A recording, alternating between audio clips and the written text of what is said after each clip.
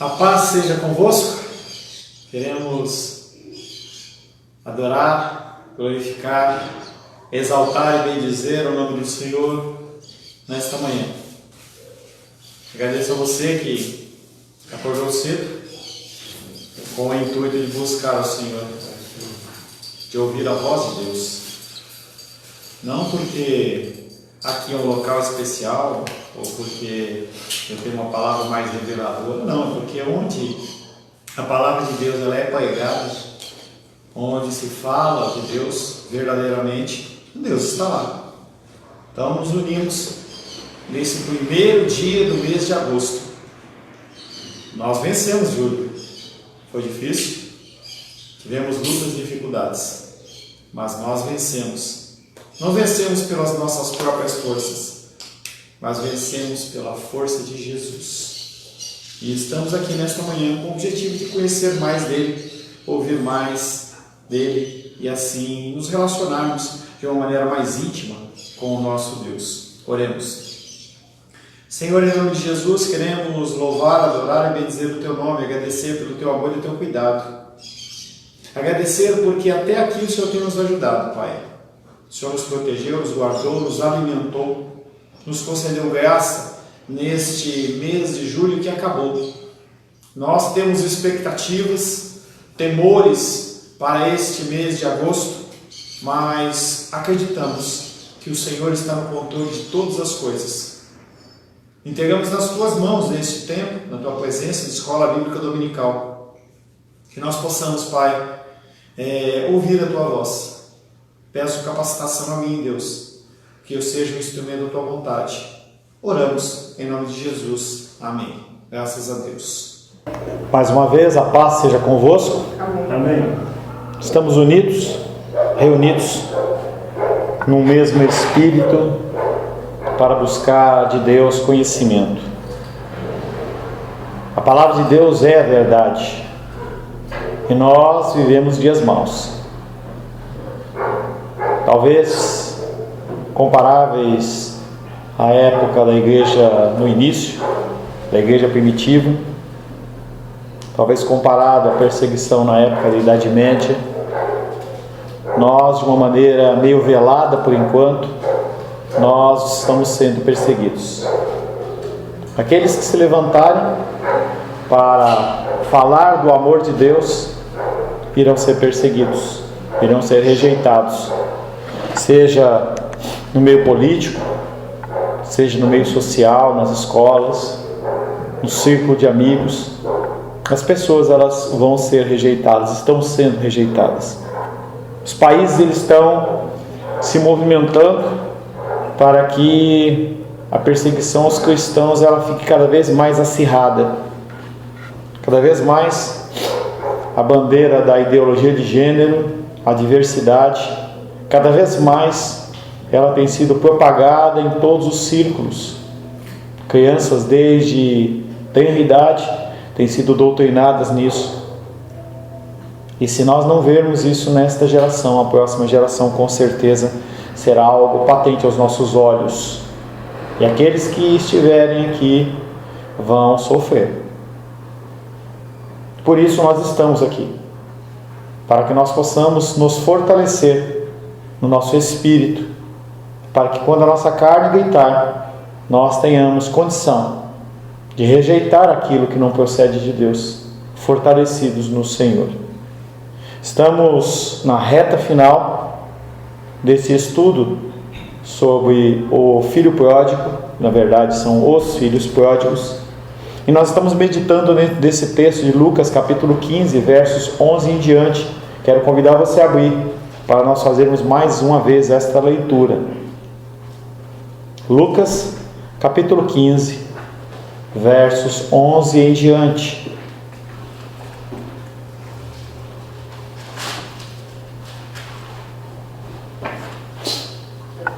Assim diz a palavra de Deus, Evangelho de Lucas, capítulo 15, versos 11 em diante. Continuou. Certo homem tinha 2 filhos. O mais moço deles disse ao pai: Pai, dá-me a parte dos bens que me cabe. E ele lhes repartiu os haveres. Passados não muitos dias, o filho mais moço, juntando tudo que era seu, partiu para uma terra distante e lá dissipou todos os seus bens, vivendo dissolutamente. Depois de ter consumido tudo, sobreveio àquele país uma grande fome e ele começou a passar necessidade. Então ele foi e se agregou a um dos cidadãos daquela terra, e este o mandou para os seus campos a guardar porcos. Ali desejava ele fartar-se das alfarrobas que os porcos comiam, mas ninguém lhes dava nada. Então, caindo em si, disse: quantos trabalhadores de meu pai têm pão com fartura e eu aqui morro de fome? Levantar-me-ei, irei ter com meu pai, e lhe direi: Pai, pequei contra o céu e diante de ti. Já não sou digno de ser chamado teu filho. Trata-me como um dos teus trabalhadores. Levantando-se, foi para o seu pai.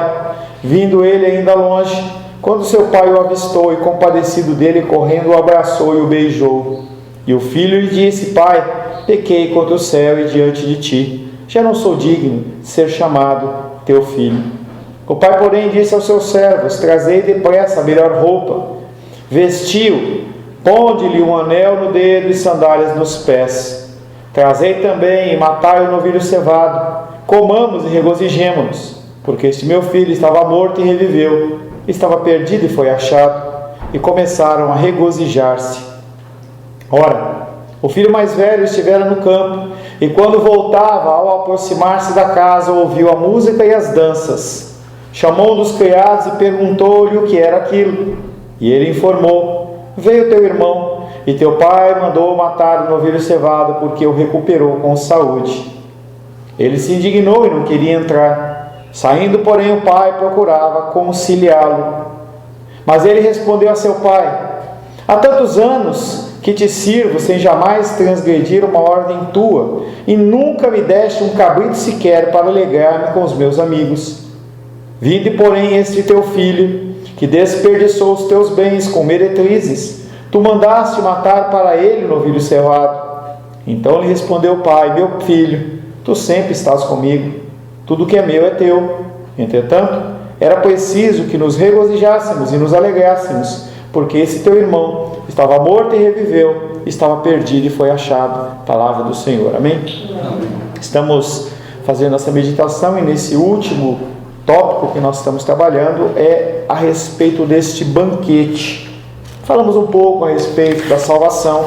A salvação, ela tem algumas facetas. Entre elas, ela é uma salvação experimental. Você tem que realmente não só crer por crer, mas você também tem que viver, você tem que conseguir experimentar nas coisas da vida essa condição que Deus ele salva nós, não apenas uma condição espiritual, mas também uma condição material. Falamos também que a salvação ela é individual. Salvação material, vamos voltar. Experimental é a primeira, me perdoa. Salvação, primeiramente, é experimental. Em segundo lugar, ela é material. E na semana passada nós falamos bastante sobre o conceito da ceia, do alimento, como sendo algo físico. O próprio Jesus nos deixou a Santa Ceia como um lembrete, como uma obediência, como uma ordenança, mas como algo físico. Para Jesus, este mundo material ele tem importância, diferente do que os gnósticos, os estudiosos, os filósofos pensam, que este planeta, apesar de ele ser mau realmente, ele estar numa condição má, o Senhor ele se importa com ele.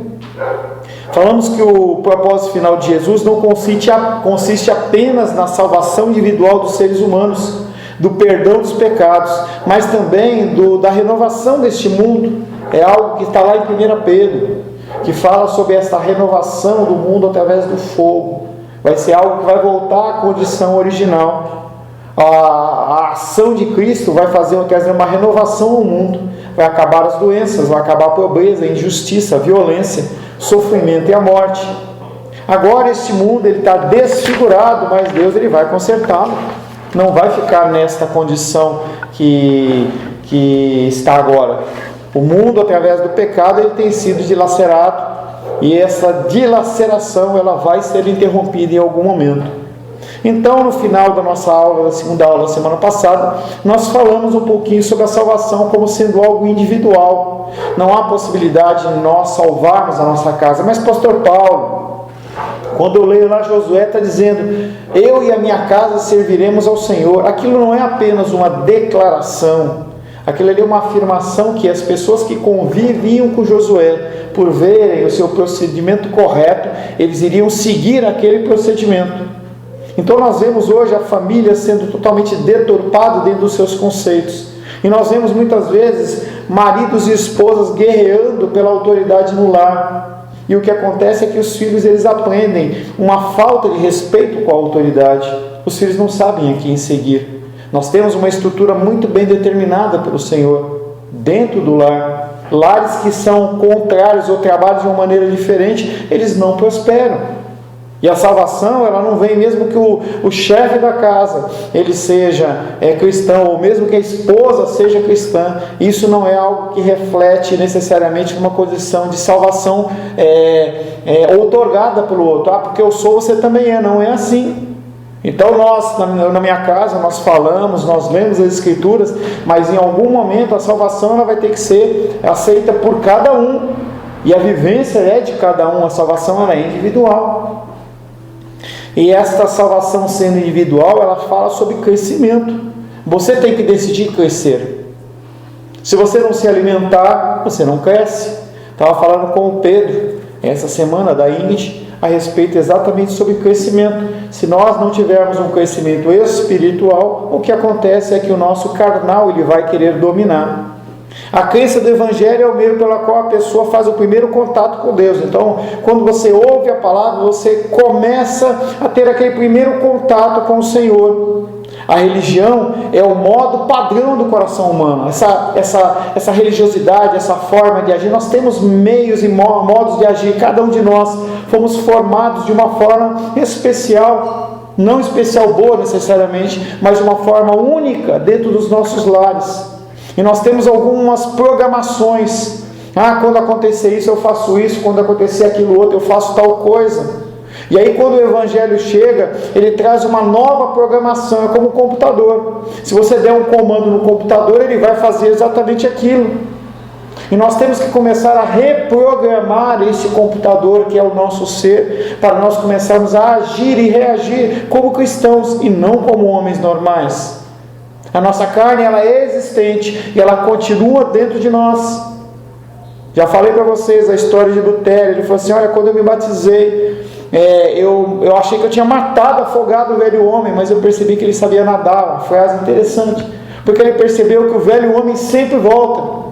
E se você não se alimentar esse banquete, você vai continuar em estado de inanição, fraquinho, sem conseguir lutar contra os desejos da sua própria carne. Depois da conversão pelo Evangelho, o coração ele tem que mudar. Nós temos que fazer essa transformação, porque o nosso coração, em regra, ele é mau. O nosso coração, em regra, ele quer apenas ser satisfeito nos nossos desejos e nas nossas vontades. Nós pensamos pela nossa carne apenas em relação a nós. Se nós não começarmos a olhar para o próximo, nós não começarmos a buscar a Deus, não simplesmente para forçar uma situação. Às vezes as pessoas elas querem forçar uma situação. Você tem que ser cristão, você tem que parar de fazer isso, fazer aquilo outro. E muitas vezes o que acontece é que você não consegue. Este convencimento, essa transformação, ela vem pelo estudo da palavra, pelo alimento através da palavra. Pelo convencimento, quando você se convence daquilo, você começa a mudar e transformar. Bem, como que isso funciona? Esse crescimento ele se manifesta de muitas maneiras. Talvez você deseje se tornar mais generoso em relação às suas finanças, mas a sua carne está dizendo que não. Quando o apóstolo Paulo ele vai falar sobre isso, ele não faz um apelo do tipo: as pessoas estão morrendo de fome, se você não ajudar eles morrem de fome. Não, o convencimento não é emocional. O apóstolo Paulo não fala assim: eu sou o apóstolo, eu tenho a autoridade de Deus, você tem que fazer isso. Também não é dessa maneira. Ele vem trazendo o convencimento através do exemplo. Como que Jesus fazia? Jesus, Ele entregou a sua vida. Vocês conhecem a graça do Senhor Jesus Cristo, que sendo rico se fez pobre por amor de vocês, para que por meio da sua pobreza vocês se tornassem ricos. O enfoque é outro. O convencimento ele vem de outro caminho. Não é na chibata, não é na opressão, não é na agressão. É algo que vem através do Espírito. O apóstolo Paulo, ele falava da palavra, ele trazia o ensino e esperava que a palavra de Deus viesse transformando o coração, para que nós possamos começar a mover esse coração em direção a Deus. Nós precisamos da ação do Espírito Santo. Regras, normas, elas existem. As leis que estão no Antigo Testamento e que são espelhadas e se refletem no Novo Testamento são um norte para nós, como devemos agir e proceder. Mas muito mais do que você agir na marra, é você ser convencido pelo Espírito. Hoje estamos aqui em 5 pessoas, por que não em mais? Muitos fatores existem nessa condição, mas para você que está aqui, além da minha esposa e da minha filha, que eu arrasto elas mesmo que elas não quiserem vir, mas elas vêm porque elas querem. Por que o Sebastião está aqui? Por que ele roda tantos quilômetros para vir até aqui? Por que a Menísia vem a pé até aqui? Muito mais do que uma reunião social, eles são convencidos de que este é o caminho. Qualquer outra coisa que se levante, não, isso não é de Deus. E às vezes as pessoas elas se deixam ser enganadas pelos seus próprios corações. Talvez você deseje fortalecer o seu casamento, a sua união. Efésios capítulo 5 fala especialmente aos maridos, que são os cabeças da casa. Por mais que o feminismo se levante, por mais que as mulheres se levantem, a autoridade está sobre o marido. Não autoridade para fazer o que ele quer, não autoridade para ser agressivo, não autoridade para ser truculento, autoridade divina, como autoridade de Deus. Muitos dos leitores de Paulo carregavam para dentro do casamento atitudes ruins trazidas do passado pagão. Então, a nossa vida, você tem que entender que a nossa vida cristã é um despojar-se. Você chega no cristianismo imundo, com vestes imundas, e você tem que ir se despojando nas suas finanças, no seu relacionamento emocional, no seu relacionamento espiritual. Essas coisas que a palavra de Deus vai mostrando que é errada e é engano, você tem que ir deixando de lado. Na sociedade dominante da época de Paulo, o casamento era visto principalmente como uma transação comercial. Era preciso casar bem, quanto possível, para alcançar reconhecimento social e econômico. Eu estou vendo uma série com a Rosângela, exatamente dentro desse tempo aí de idade média, mais ou menos, em que as pessoas elas têm que casar com alguém rico. E aí, numa certa situação lá, a mãe do rapaz fala com o cara, e ele fala assim: não, mas você vai deixar ele ficar conhecendo essa moça? Não, ela é um melhor partido. Essa condição do melhor partido é algo que é importado de tempos antigos, em que eu tenho que casar, eu tenho que me relacionar com alguém que tenha dinheiro, posição social, para que a partir disso eu consiga galgar uma posição melhor. A gratificação sexual, ela era buscada de outras formas. Eu não tenho que me preocupar com isso dentro do meu casamento, eu posso procurar fora, que é algo que nós já falamos dentro da cultura do apóstolo Paulo naquela época. As pessoas elas tinham uma vida sexual totalmente devassa, e quando o apóstolo Paulo ele vem trazendo os ensinos, em especial de Gálatas, falando sobre a impureza, sobre a prostituição e a lascívia, ele está trazendo exatamente o contexto da pureza dentro do casamento. Aquelas pessoas não estavam acostumadas com isso. Além do mais, ensinavam os homens a desprezar as mulheres e a não tratá-las como iguais ou como amigas. O povo judeu tinha essa condição. Hoje é refletido em especial dentro do povo islâmico, mas toda aquela área do Oriente Médio lá, a Arábia Saudita e tudo mais, a mulher ela é olhada como um ser inferior. É aquele dizer que eu já disse para vocês: graças a Deus que eu não sou estrangeiro, não sou uma criança e não nasci mulher. a essa condição, uma condição que traz o machismo, traz uma condição que as Escrituras não ensinam, mas que os homens eles se apropriam, o homem, ser humano masculino, se apropria para trazer uma opressão. E as pessoas aqui no casamento também queriam fazer isso em relação às esposas. Paulo, no entanto, pretende encorajar os maridos a ser não apenas fiéis sexualmente, mas também a celebrar e honrar suas esposas, ajudando-as a crescer pessoal e espiritualmente. A função do crescimento espiritual, apesar de ser individual, passa pela autoridade do marido. Nós estamos falando de uma condição específica. As pessoas elas têm que entender que elas têm que ajudar o próximo no crescimento. Nesse enfoque, o marido tem que ajudar, tem que cobrar. Às vezes eu cobro a Rosângela, ela não gosta, mas a minha obrigação é essa, é fazer isso. E nós não podemos simplesmente deixar passar. Nós vamos dar conta disso ao Senhor. Pastor, a questão do cordão de 3 dobras, isso faz com que as famílias, os casais se tornem fortalecidos para vencer as tribulações. O terceiro cordão seria isso.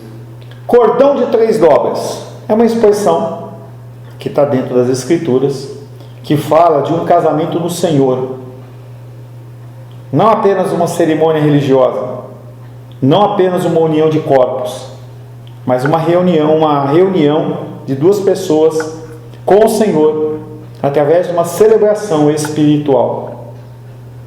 Casamento para Deus não é simplesmente cartório. Casamento para Deus não é apenas um ato sexual. Casamento para Deus tem a ver com aliança. E os nubentes, os noivos, eles têm que conhecer isso. As pessoas elas têm que entender aonde elas estão entrando. E muitas pessoas dentro da igreja, elas são casadas apenas no civil e não tem esse cordão de 3 dobras. Não, mas eu estou na igreja, não faz diferença. Não foi feita uma aliança, não foi feito um pacto. É como um contrato. Esse imóvel aqui onde nós temos a nossa igreja, ele foi alugado. E foi celebrado um contrato, em que naquele contrato, o proprietário desse imóvel, ele estabelece as formas, os direitos que nós temos e os deveres que nós temos. Da mesma maneira, os direitos que ele tem e os deveres que ele tem. O casamento de 3 dobras passa por isso, mas as pessoas não querem. E o que acontece é que as pessoas elas se unem fisicamente e acham que estão casados e não estão. E sofrem, e gemem, e padecem. O que acontece é que Jesus Cristo ele fala que nós temos que andar sempre juntos, de preferência 2 a 2, porque se um cair, o outro levanta. É nessa função que nós temos que um suportar ao outro. E a figura de Cristo, que é o cordão de 3 dobras, que é a terceira dobra, é esse cordão de 3 dobras que é Cristo, ele vem fortalecendo o marido a suportar a esposa, ou a esposa a suportar o marido nas suas dificuldades, e continuar caminhando e não jogar a toalha e abandonar. Quando nós vemos a condição do divórcio, exceto os padrões que são bíblicos, nós vemos esta condição como uma quebra de uma coisa que era um cordão de 2 dobras, porque não havia terceira dobra. O marido não sabia qual era o papel dele, a mulher também não, ou não queria seguir. Pastor, porque a esposa, o marido e a família, assim, com calma, devagar, mas assim, a esposa ou o marido, eles são um simbolismo, né, da questão da noiva e a igreja, de Cristo e a igreja, né? Assim, eu vejo dessa forma, né? E Cristo e a igreja, né? A noiva e o noivo. E a família, a nossa família, é um simbolismo da família espiritual que vai vir.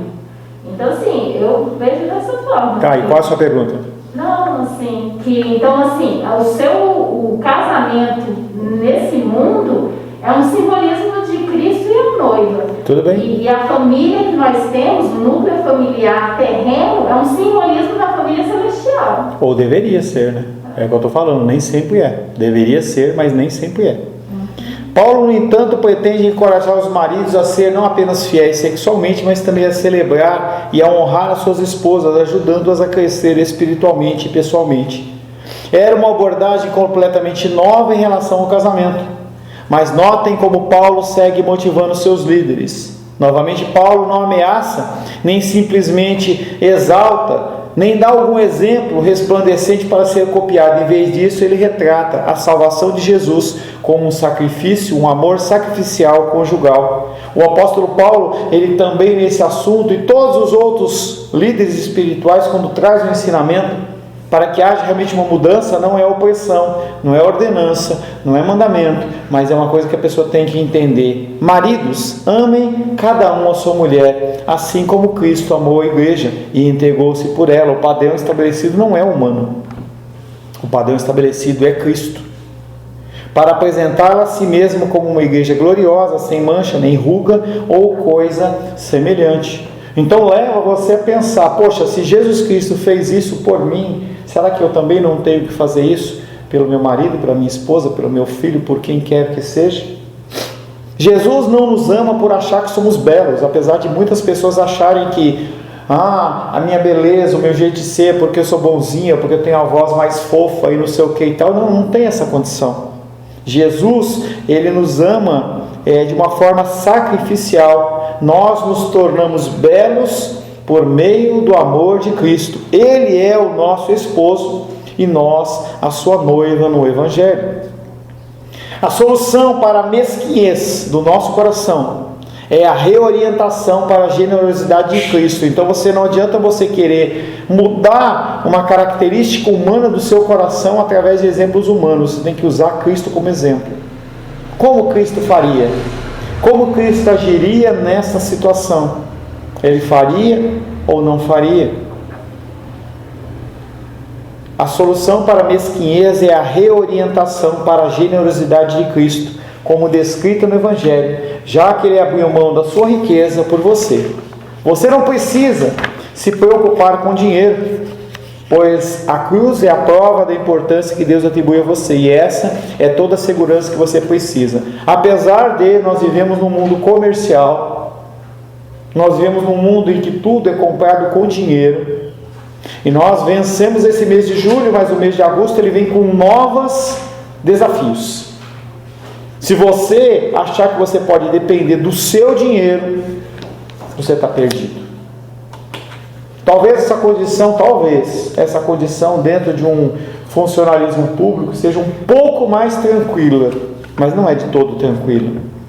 Ministério pastoral é algo que gira em torno desta confiança em Deus, e o coração ele fica borbulhando entre a carne e o espírito.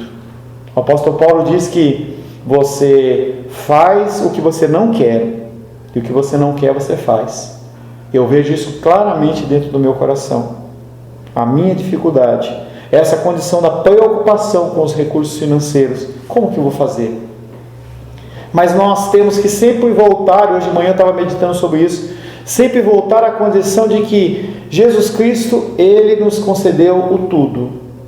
Os ímpios é aqueles que buscam esse desespero na satisfação, na reserva. Não que tenha problema, não é isso. É abençoado você ter um recurso, inclusive para ajudar outros. Mas essa condição de você sair sempre procurando no desespero não é algo bíblico.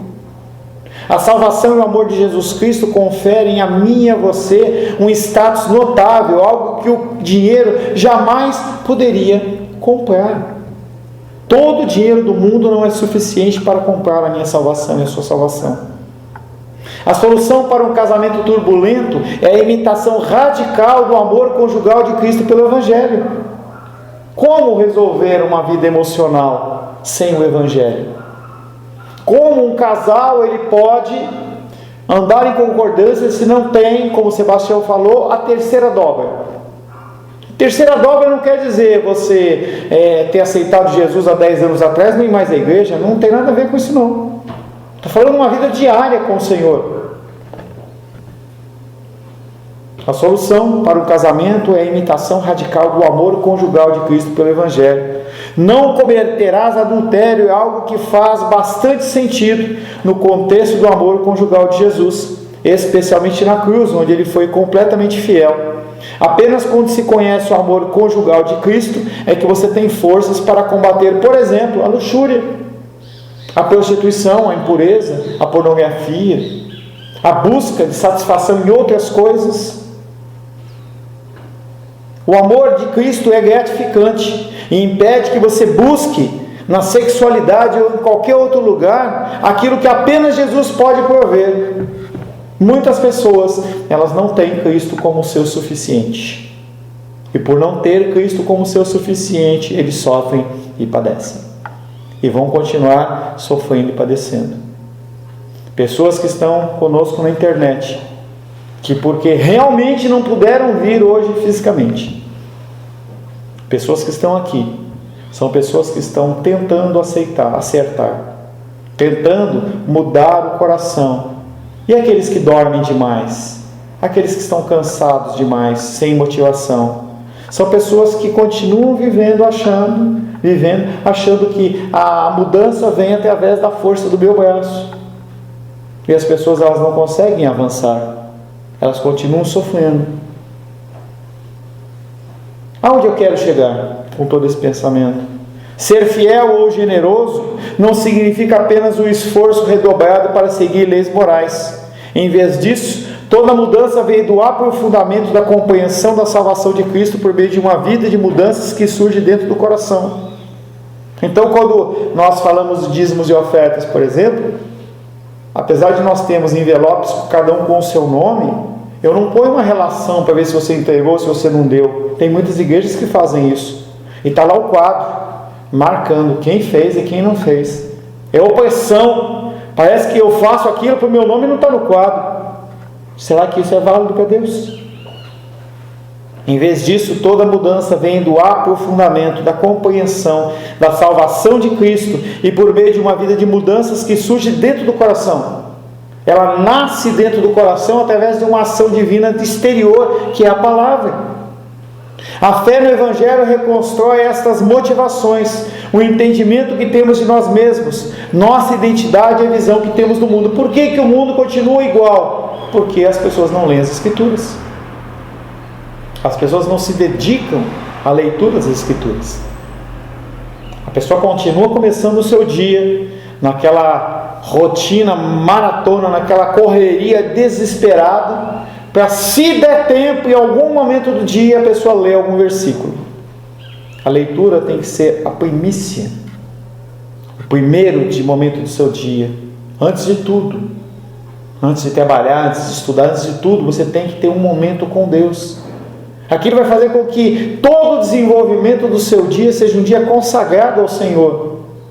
Por que as pessoas elas passam os dias estressados, cansados? Porque começam o dia sem estar na presença do Senhor. É aquela música que nós cantamos. Bem de manhã, e quando o céu sereno, não sei o quê. Bem de manhã. Os judeus tinham este contexto de oração. Uma oração no começo do dia. Em presença do Senhor no começo do dia, no meio do dia e no fim do dia. A fé no Evangelho reconstrói as nossas motivações. A mera submissão às regras de comportamento sem uma mudança do coração será apenas um Evangelho superficial. Por que as pessoas elas estão na condição que têm? Porque o Evangelho delas é superficial. Elas não conhecem a Deus. Eu conhecia, Jó falava, eu conhecia o Senhor Deus de ouvir falar. Agora eu conheço o Senhor verdadeiramente. É experiência. Não é experiência porque viu anjo, não é nada disso. É a experiência de você ler a palavra e ver que ela é aplicável a você. O Evangelho é, portanto, não apenas o ABC da vida cristã, mas também todo o dicionário da nossa vida. É algo que tem que mensurar e dirigir todos os nossos caminhos, todas as nossas decisões. Nossos problemas surgem principalmente porque não nos voltamos para o Evangelho de forma a aplicá-lo e a viver segundo a sua mensagem. Nós ouvimos domingo após domingo a mensagem e nós não aplicamos nada nas nossas vidas. E aí quando você pega uma igreja que fala só apenas de bênção, de bênção, de bênção, de bênção, aí que nós nos acomodamos. Nós achamos que está tudo certo. É como você ir num hospital e o médico olhar para você e falar assim, está tudo bem, Os teus exames deram tudo certo. Beleza. Estou acreditando nisso. As igrejas, elas não têm feito o seu papel. Da mesma maneira que você não tem feito o seu papel. Você não tem buscado o Senhor com diligência. Quão fácil é se perverter e ser atraído pelos lazeres e pelas diversões do mundo, ao invés de buscar do crescimento no Senhor. Martinho Lutero escreveu: a verdade do Evangelho é o artigo principal de toda a doutrina cristã. É extremamente necessário que bem conheçamos esse artigo, que o ensinemos aos outros e que o martelemos continuamente sobre as cabeças. Martinho Lutero está falando que isso tem que ser uma luta diária, é uma batalha diária. Quando nós vemos as celebrações judaicas, elas todo ano, na época da Páscoa, as pessoas elas leem o mesmo texto, falam a mesma coisa. Por quê? Porque aquilo tem que ser embutido na cabeça. De tanto falar, aquilo passa a ser uma verdade. É aquele ditado que diz: água mole em pedra dura, tanto bate até que fura. A água do Evangelho bate tanto nesse coração nosso, que é uma pedra, que ele vai amolecendo ele. E essa verdade ela vai entrando, porque nada pode deter a água. Se você tiver um cano quebrado na tua parede, você pode querer colocar massinha, você pode querer colocar um chiclete, você pode fazer o que você quiser. Se você não arrumar aquele pedaço lá, não colocar um reparo eficaz, o que acontece é que ele vai continuar vazando. Ele acha um caminho, vai. Sebastião trabalha na Caesb. Quantas pessoas pagam contas altíssimas de água porque tem um vazamento que é imperceptível? A pessoa vai descobrir depois, quando vem a conta de água. Mas eu não estou vendo nada, eu não tenho umidade, eu não tenho nada. É a água procurando um caminho. De uma maneira positiva, o Evangelho ele faz a mesma coisa comigo e com você. Ele vai adentrando nas suas entranhas, ele vai mudando e vai lavando todo o seu ser. Moisés, ele falava isso, né? Inculcar, né? E no primeiro capítulo de Josué fala isso, né? Meditar de dia e de noite, né? E acho que Davi também tem um versículo que fala: guarde no coração as suas palavras para não pecar contra ti, né? E acho que a questão dos mandamentos é na força de Deus, né? Não na força do nosso braço, mas é você tendo na mente e no coração, né? E aí vem algo que realmente não é de Deus, na força de Deus, na graça de Deus, Deus nos ajuda a guardar a sua palavra, né? E até uma música, né? Fala: aquele que tem os meus mandamentos. Mas se nós não colocarmos para despertar o relógio, nós não vamos ler e não vamos orar. Nós temos abençoados porque nós temos um celular que nós podemos colocar para despertar o relógio quantas vezes quiser, quantos alarmes você quiser. Se você não colocar para despertar mais cedo, para você ler a palavra, você vai começar o seu dia na correria e não vai mudar nada. Essa função é minha, essa função é sua.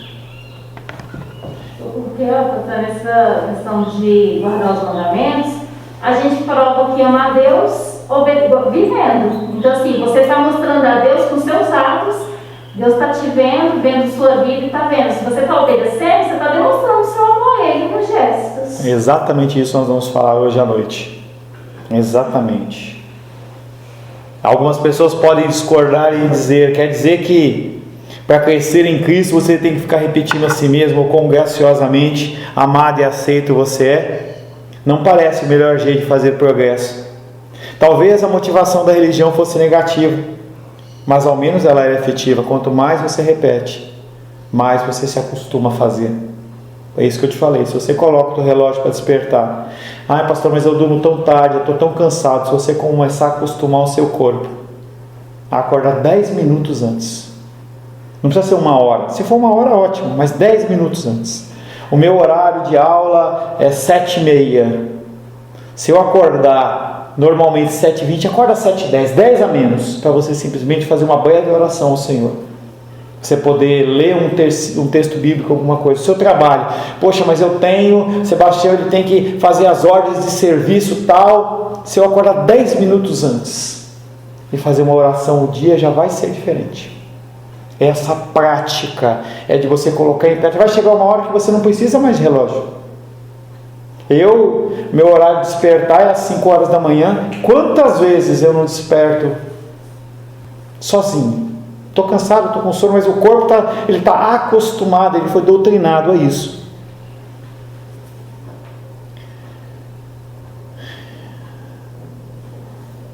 Parece que o estilo de vida do Evangelho não produz pessoas fiéis e diligentes na obediência à vontade de Deus sem questionar. Isso é uma verdade.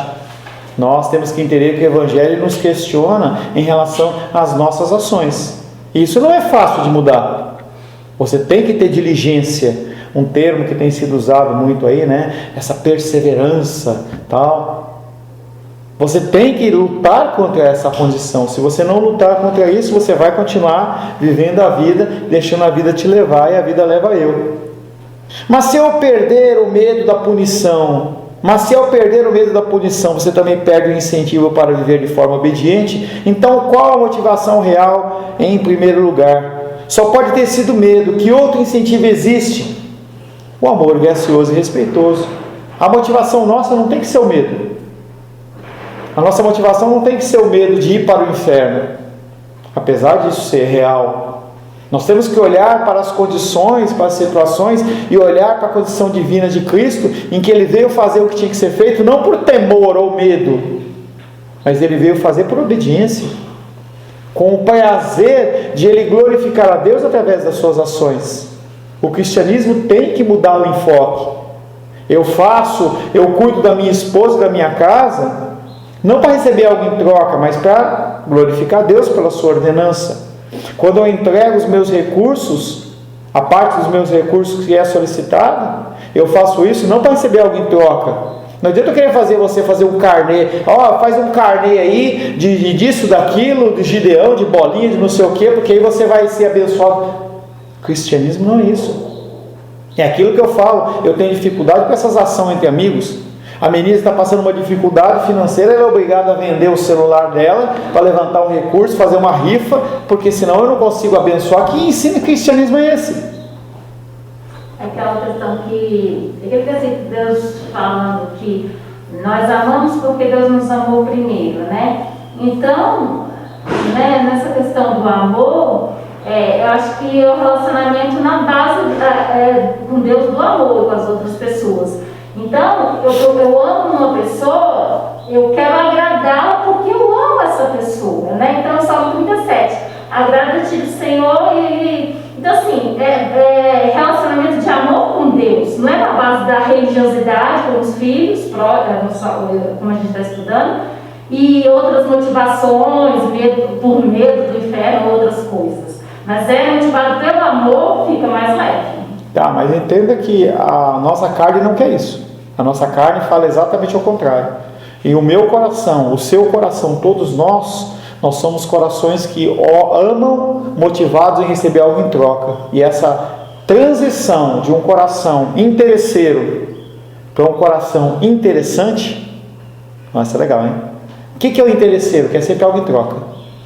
E o interessante é aquilo que faz de uma maneira diferente, com esse objetivo que você está falando. Essa transição, ela não é algo automático. Ela vem pelo alimentar. É como uma carne que ela está sendo, como é que chama quando ela marinada, né?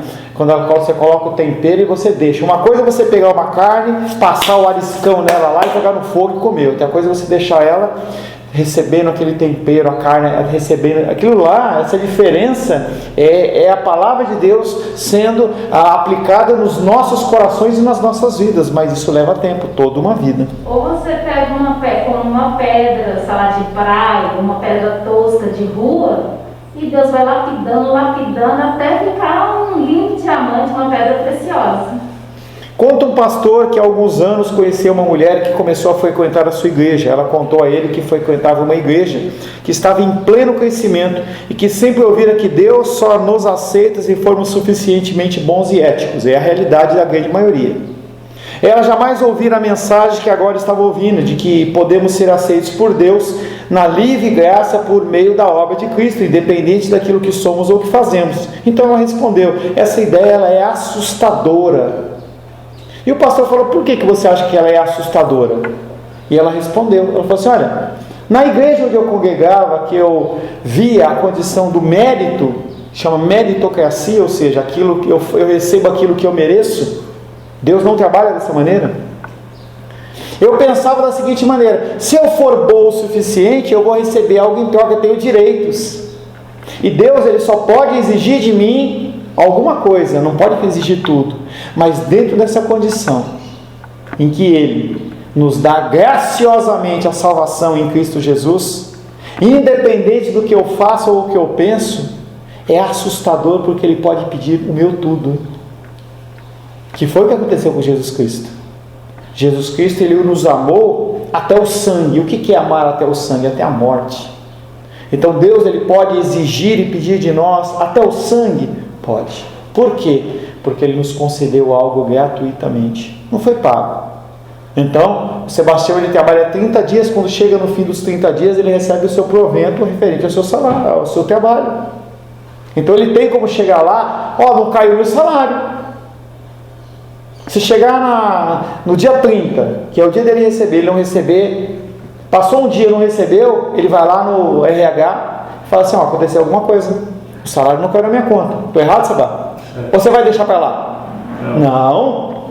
E aí você fala assim, olha, eu trabalhei 30 dias, olha o meu cartão de ponto aqui, então eu tenho direito a exigir algo em troca. Mas se é algo que é feito gracioso, não tem como exigir. E Deus, nesta condição, Ele pode pedir o nosso tudo. Ele pode pedir a nossa vida, Ele pode pedir a nossa saúde, Ele pode pedir os nossos recursos financeiros, Ele pode pedir o nosso tempo. Ele pode exigir que você faça coisas, porque Ele nos concede graciosamente. Ontem, pastor, quando você mandou o arquivo do PDF, da Igreja Perseguida, eu li quase tudo. E assim, depois que eu li, eu fiquei até entristecida. Eu falei, gente, fiquei até meio envergonhada. Eu falei, que crente a gente é. Porque as terríveis coisas que esses homens passam, cada coisa terrível, as mulheres prisões, muitas vezes abusadas, casando com homens, os muçulmanos lá, sendo abusadas, cada coisa terrível. Gente, a gente, como você às vezes fala na reunião de oração, a gente vive um evangelho muito algodão, muito gostoso, muito aconchegante, porque eu fiquei até entristecida lendo aquilo, porque eu falei, meu Deus, que crente a gente é, porque ele suportar tudo aquilo e ainda não nega a fé de jeito nenhum, mesmo depois de prisões, mesmo depois de abusos, mesmo depois de tanta coisa. Eu fiquei assim, entristecida depois de ler aquilo, fiquei envergonhada, porque... Mas aí quando a gente vê isso, a gente tem que entender que eles têm mais graça que nós para passar isso. Eles não passam porque eles são mais crentes que nós. Deus, Ele dá mais graça a eles, e eles acabam vivendo um cristianismo diferenciado por conta disso. Agora, esse constrangimento, ele é totalmente válido, porque nós, numa condição que nós estamos de tranquilidade, nós temos que nos esmerar mais ainda. Por isso que eu, ao passar aquela negócio de oração lá, 30 dias de oração, começando hoje, cada um vai fazer o que quiser com aquilo. Pode ser que você não abra, ou aquilo fique no passado. Pode ser que você tenha lido uma vez e nem abra mais. Mas este compromisso que nós temos com Deus é o diferencial de um cristão e de um não cristão. Amém? Encerramos o nosso primeiro período. Nós vamos ter um recesso aí de 15 minutos. Nós voltamos às 10h45, se Deus assim o permitir. Deus te abençoe.